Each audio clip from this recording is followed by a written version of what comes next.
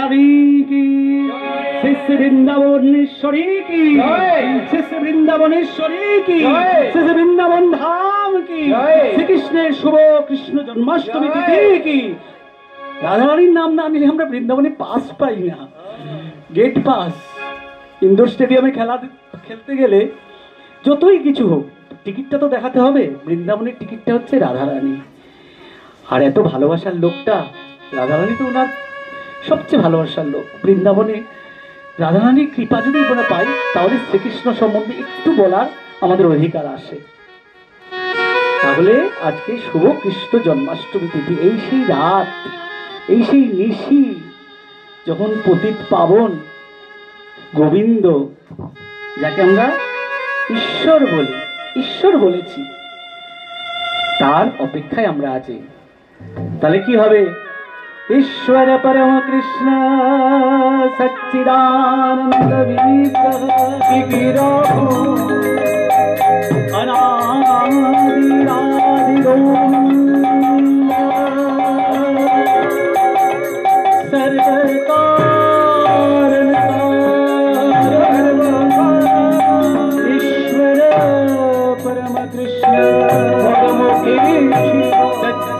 सच्चिदानंद विग्रह विरहो नादि राजू गोविंद सर्वकार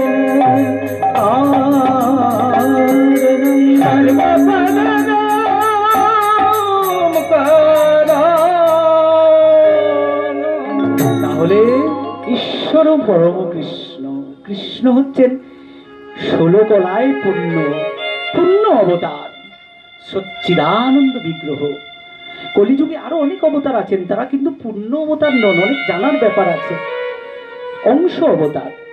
কিন্তু শ্রীকৃষ্ণই একমাত্র হচ্ছেন পূর্ণ অবতার, 16 কলা পূর্ণ শ্রীকৃষ্ণ। আর আমাদের মহাপ্রভু তিনি হচ্ছেন 16 কলায় পূর্ণ কলিযুগে, আর শ্রীকৃষ্ণ দাপর যুগে পূর্ণ অবতার। আর কি বলছে? সচ্চিদানন্দ বিগ্রহ। যিনি যদি তার হাত যদি আমাদের মাথায় থাকে, তিনি যদি হাতটা ধরেন, যেমন মা লক্ষ্মীর হাতটা ধরে আছেন, তাহলে আমাদের সর্বদাই আনন্দ। পরিবারে যখন আনন্দ আসবে না, ভাববেন ভগবানের আশীর্বাদ আসছে, তার কৃপা হচ্ছে, তবেই তো শ্রীবৃদ্ধি হচ্ছে, দুঃখ দূর হচ্ছে।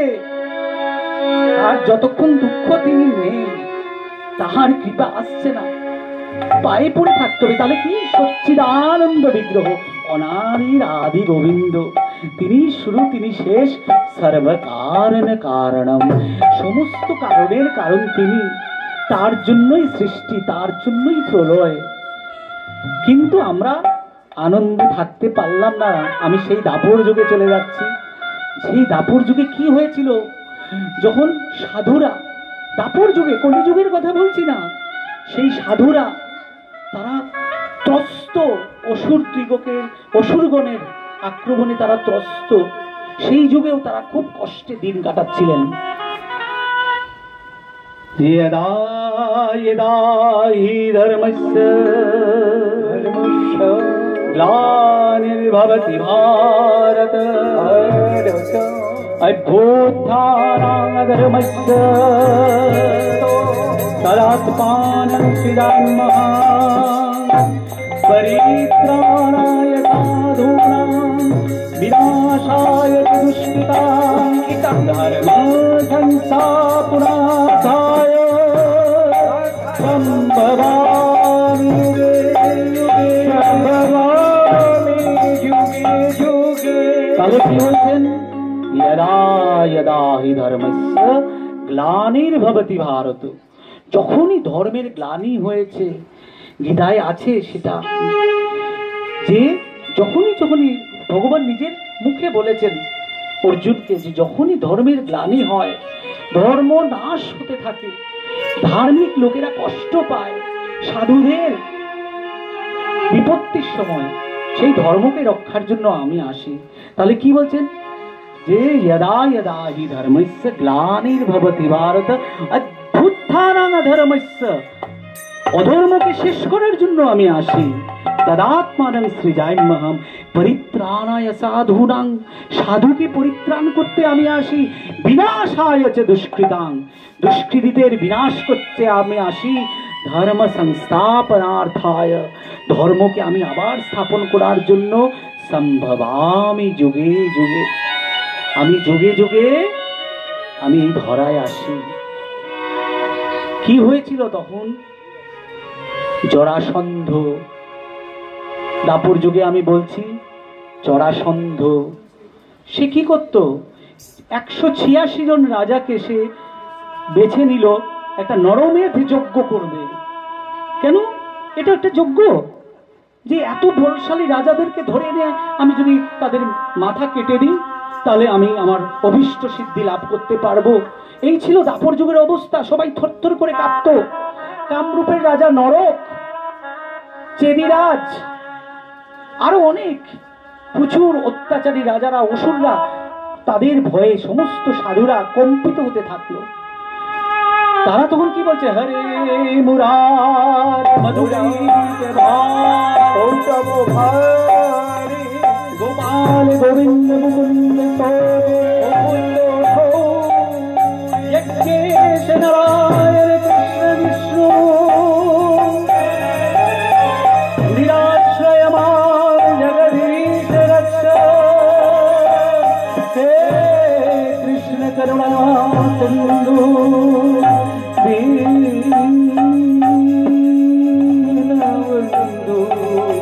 जगत्पते गोपेश गोपिकान्तम् राधाकान्तम् प्रभु हे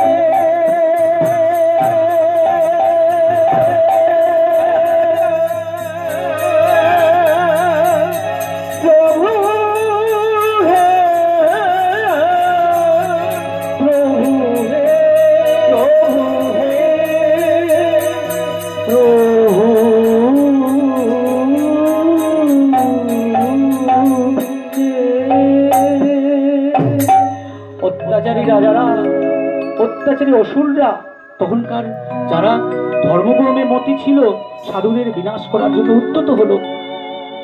তখন তারা প্রভুকে কাতর কণ্ঠে ডাকছে, প্রভু এসো, তুমি এসো ধরা দামে, আমাদের তুমি রক্ষা করো। তখন তারা কি গাইছে? পদাবলিতে একটা নিচ্ছি দাসপাড়ে, একবার এসো হে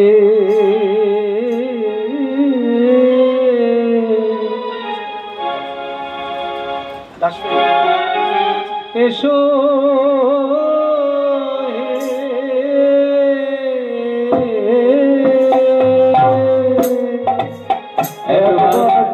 এসো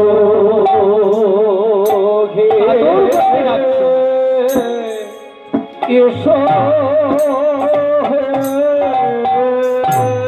তুমি একবার এসো হে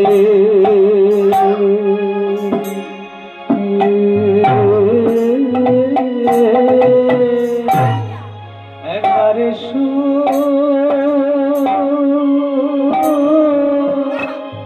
এসো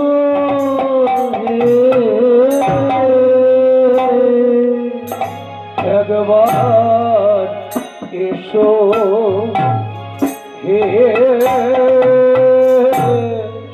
এসো হে দারুণ হারো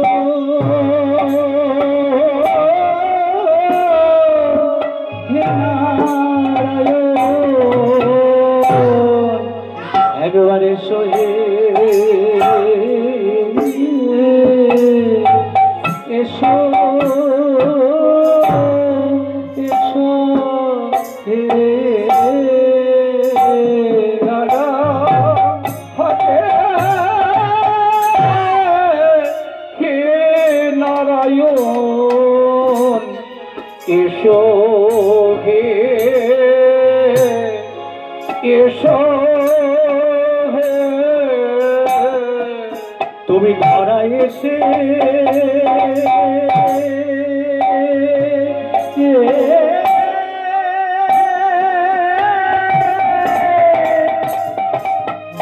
দেখে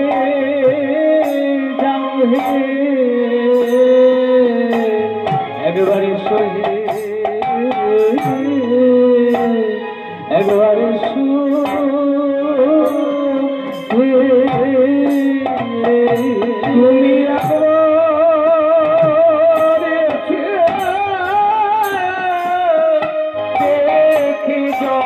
ও বোঝনা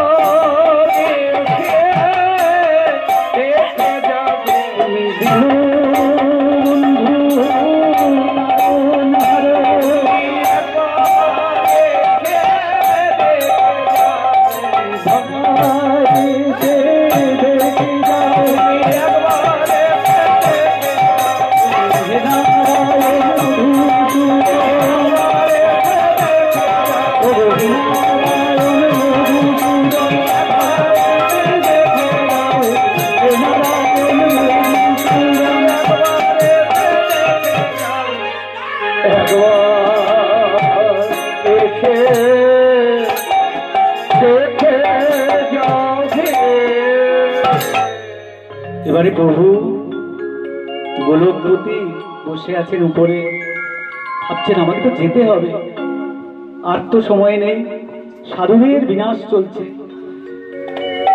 তখন প্রভু সিদ্ধান্ত নিলেন যে আমি ধরাধামে যাব। দাপর যুগে তিনি তখন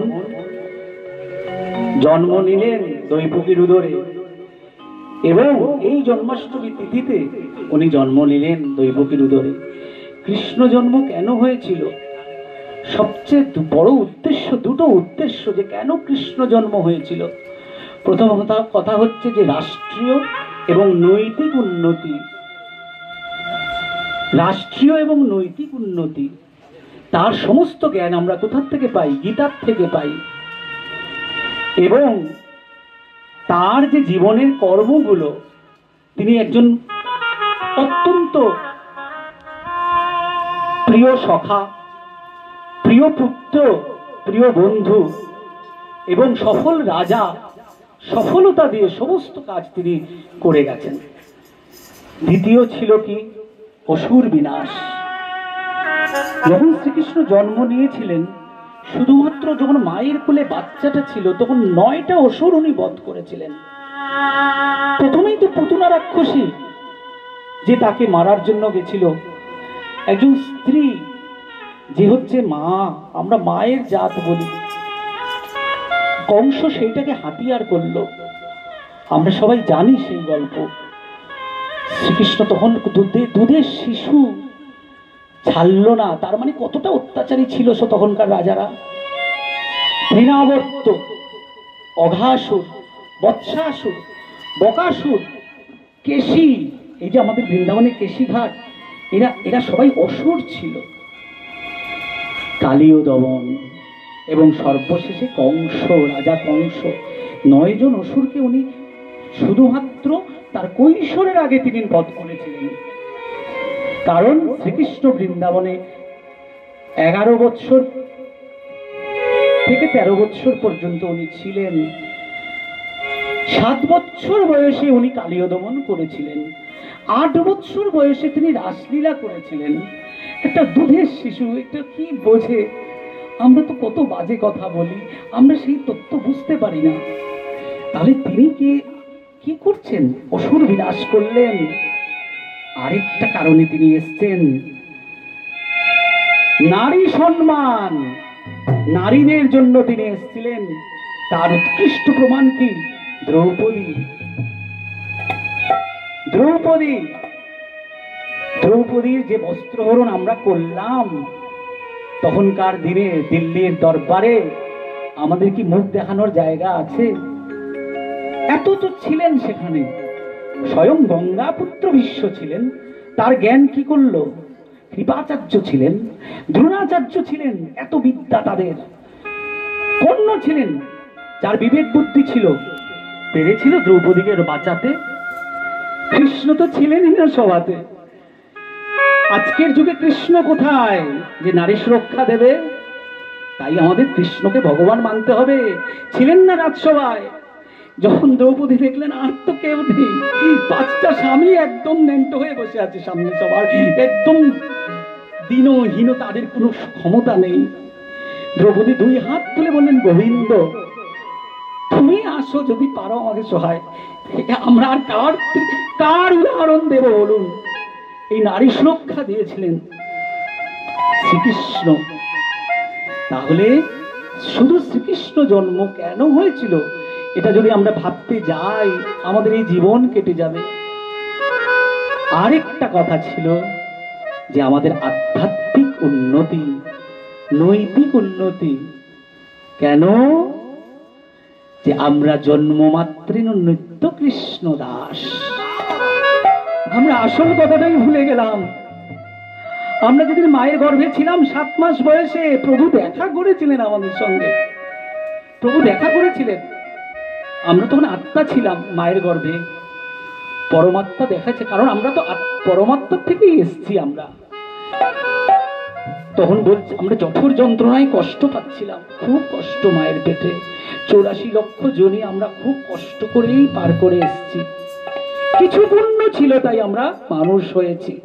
এই জন্মে কি করা উচিত ছিল?